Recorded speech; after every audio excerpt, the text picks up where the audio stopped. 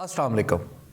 9 मई 2023 के बाद इमरान खान जेल से वापस ज़मान पार्क लाहौर आए तो मैंने उनसे मुलाकात का वक्त लिया।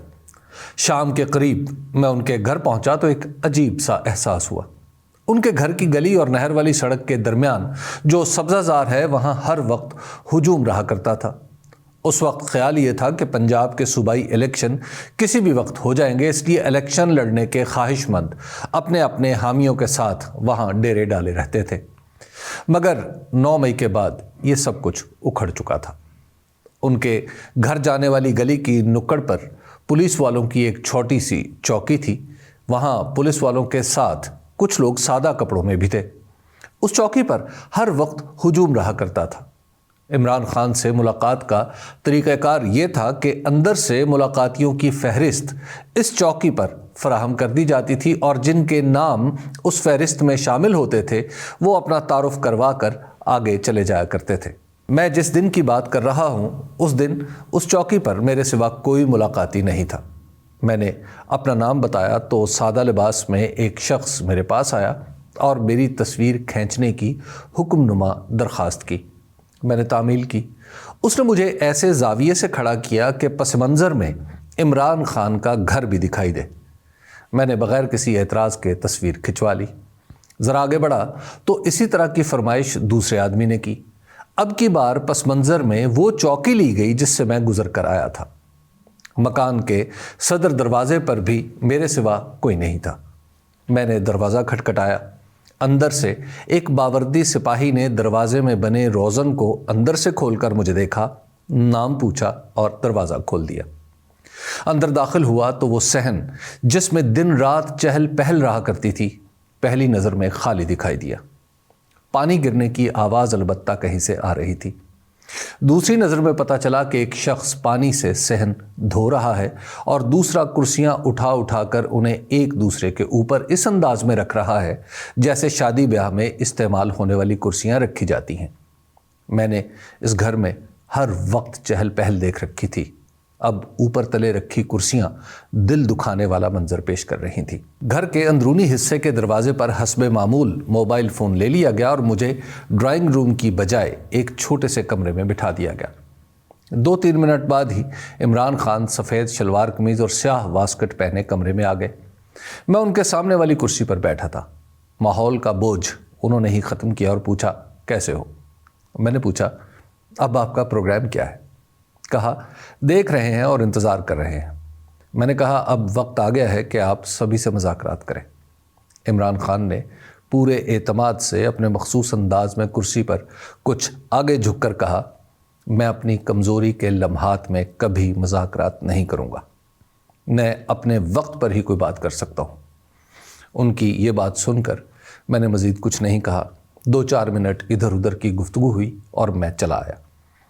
अपनी सियासी ज़िंदगी के तारीख तरीन लम्हों में इमरान खान का रवैया हैरत अंगेज़ था। मई 2023 को अब 1 साल 7 महीने हो चुके हैं। इस दौरान फरवरी 2024 के इलेक्शन के बाद ऐसा लगा कि शायद अब वक्त आया है जब इमरान खान मुज़ाकरात करेंगे। वो इलेक्शन जीत चुके थे। तहरीक इंसाफ नामुसाइद हालात के बावजूद पार्लियामेंट में सबसे बड़ी पार्टी बनकर उभरी थी। उस वक्त इमरान खान सियासी तौर पर मजबूत थे मगर उन्होंने किसी किस्म की बातचीत से इनकार कर दिया। उसकी वजह बाद में मालूम हुई कि अगर मुज़ाकरात का दरवाज़ा खोलते भी तो उनसे बात न की जाती। उस वक्त ये तय पा चुका था कि हुकूमत कौन बनाएगा और इसमें पीपल्स पार्टी का किरदार क्या होगा। इलेक्शन में धांधली करके जो नक्शा बनाया गया था उसमें इमरान खान की गुंजाइश ही नहीं रखी गई थी।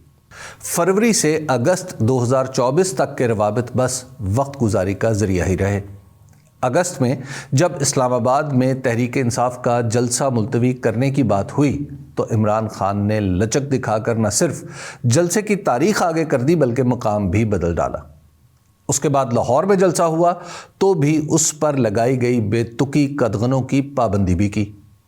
उन्होंने साबित कर दिया कि वो बात सुनते भी हैं और लचक भी दिखाते हैं।